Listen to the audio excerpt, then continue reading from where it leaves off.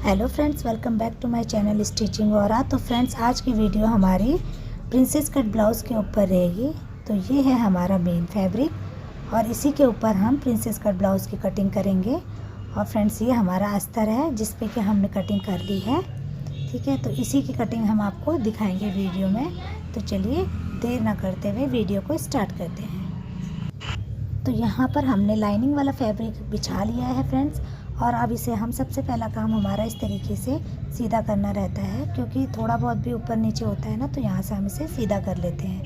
अब हम इसे फ्रंट से ओपन वाला बनाएंगे। तो यहाँ पे हमने 1/2 इंच का निशान ले लिया है एक्स्ट्रा, क्योंकि हम इसे फ्रंट ओपन बना रहे हैं, तो हुकाई इसके फ्रंट में रहेंगे। तो फ्रेंड्स, यहाँ पे जितना भी हमारा शोल्डर है, यानी कि मेज़रमेंट के बाद जो भी आपका शोल्डर आएगा उसको हाफ़ कर लें।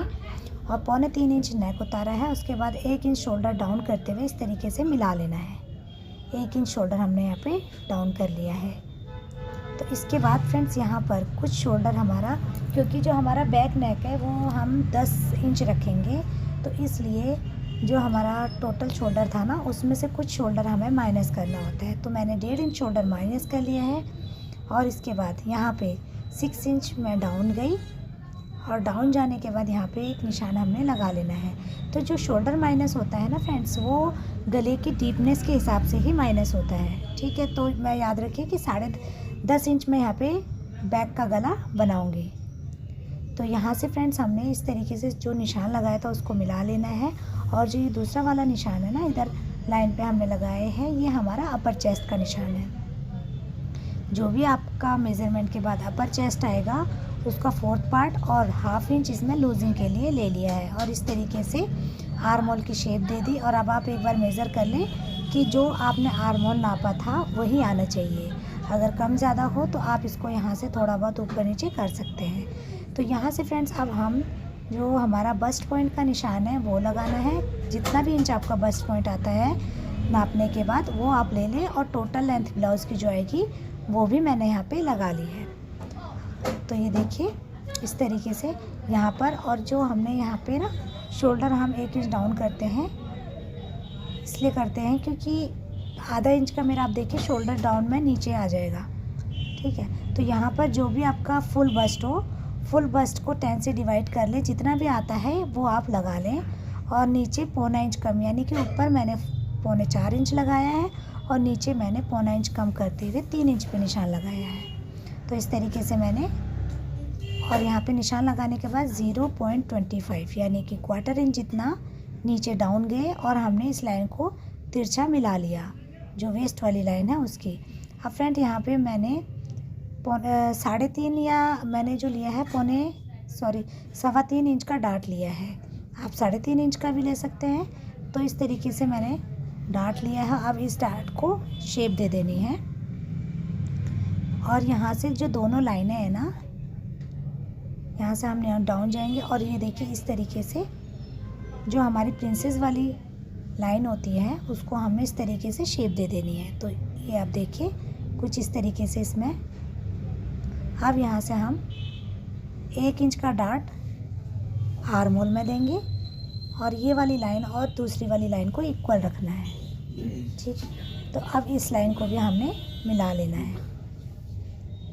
तो ये देखिए, ये हमारा कुछ इस तरीके से प्रिंसेस बन के आएगा। ठीक है, तो इस तरीके से शेप लगाने के बाद अब हमने ये जो लाइन हमने करी थी, इस वाली लाइन को और इस वाली लाइन को, दोनों लाइनें हमारी इक्वल होनी चाहिए। तो ये देखिए 5.5 इंच था, तो मैंने वहाँ पे निशान लगा लिया है 5.5 इंच का। अब यहाँ से हम जो हमारी वेस्ट वाली लाइन है ना, उसका भी निशान लगा लेंगे। तो 1.5 इंच हम ऊपर को गए, और 1.5 इंच ऊपर जाने के बाद इस वाली लाइन को हमने डार्ट वाली लाइन से मिला लेना है। तो अब जो वेस्ट का निशान है वो इस पर लगेगा। यहाँ से आप नाप लें, जितना भी मेज़र आता है इस तरीके से यहाँ से नाप लें। और नापने के बाद इसमें हम आगे बढ़ा लेंगे, और जो भी आपका वेस्ट है उसका 4th पार्ट यहाँ पे लगा लिया है। और यहाँ पे मैंने 2 इंच का मार्जिन लिया है। आप चाहे तो 1.5 इंच भी लें। मैंने 2 इंच इसलिए लिया है क्योंकि जब इसमें हम सिलाई करेंगे ना बीच में प्रिंसेस की, तो ये 1/2 इंच से थोड़ा कम सिलाई में चला जाएगा, तो रहेगा हमारे पास 1.5 इंच ही। तो ये देखिए इस तरीके से। अब फ्रेंड्स यहाँ से हमने नेक भी ले लेना है, जितना भी आपको डीप नेक चाहिए उसके अकॉर्डिंग नेक का निशान लगा लें। मैंने यहाँ पे राउंड नेक लिया है, आप अपने अकॉर्डिंग कोई सा भी नेक इस पर ले सकते हैं। तो ये देखिए हमारा ये निशान हमने लगा लिया। अब इसी के ऊपर रखते हुए हमने कटिंग करते चलना है। अभी मैंने आर्म होल को शेप नहीं दिया है, इसको मैं बाद में शेप दूंगी। तो मेन ये कटिंग हमारी हो गई। अब यहाँ से देखिए ये जो शोल्डर डाउन किया था इसको भी हमने हटा लेना है। अब इस जो आर्म होल वाला डार्ट है उसको एक तरफ से कट करते हुए इस तरीके से ऊपर रख लेंगे फैब्रिक को, और अब हम इसे दोबारा से एक बार शेप देंगे। एक बार मेज़र कर लें नापने के बाद और इसको इस तरीके से शेप देंगे, क्योंकि जब हम इसे जॉइंट करेंगे ना तो किस तरीके से ये परफेक्ट यहाँ पे मैच होना चाहिए। तो अब हम इसकी कटिंग कर लेते हैं। पहले ही आप कटिंग कर लेंगे तो कई बार ना डार्ट ऊपर नीचे हो जाती है इसकी। तो इस तरीके से ये मैंने कटिंग कर लिया है। तो देखिए कुछ इस तरीके से लुक आया है। अब ये देखिए ये मेरा प्रॉपर आ रहा था, यानी कि 17 इंच का मेरा आर्म होल था तो 8.5 इंच पर आ रहा था। तो ये देखिए अब हमने इसको भी कट को, ये जो डार्ट है ना उसको हटाते चलना है। कटिंग करते हुए एक चीज़ का ध्यान दें कि नोक कहीं पर भी नहीं बननी चाहिए, प्रॉपर गोलाई रहनी चाहिए।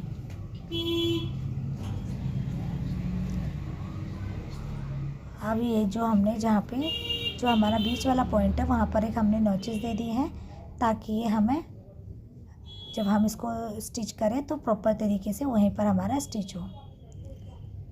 तो ये देखिए फ्रेंड्स फ्रंट वाला जो पार्ट है हमारा कट के बिल्कुल रेडी हो गया है।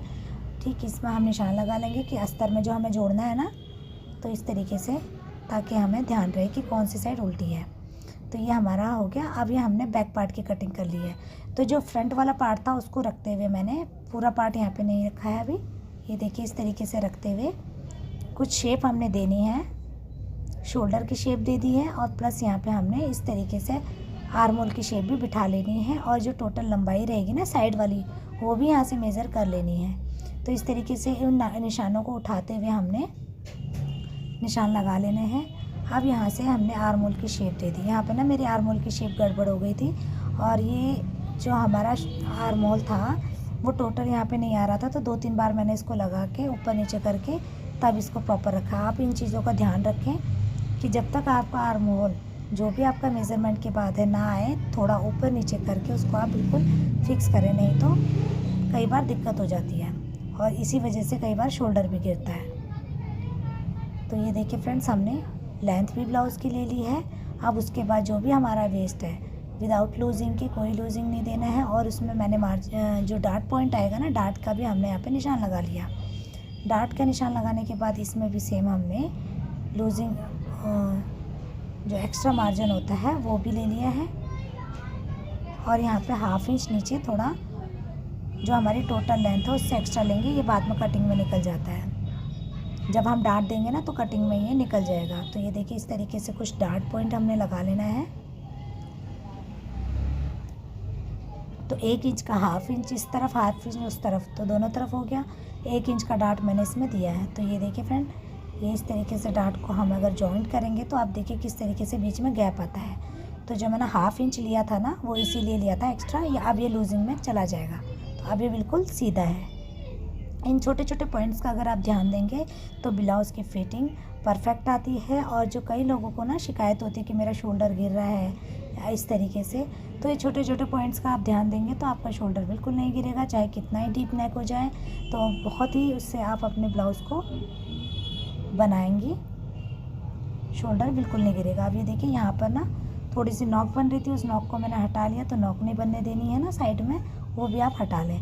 तो ये देखिए फ्रेंड्स, मेरा प्रिंसेस का जो अस्तर वाला पार्ट है वो कट के बिल्कुल रेडी हो गया है। तो फ्रेंड्स, अगर आपको हमारी वीडियो अच्छी लगी तो प्लीज़ वीडियो को लाइक करें, चैनल को सब्सक्राइब करें। Thanks for watching friends.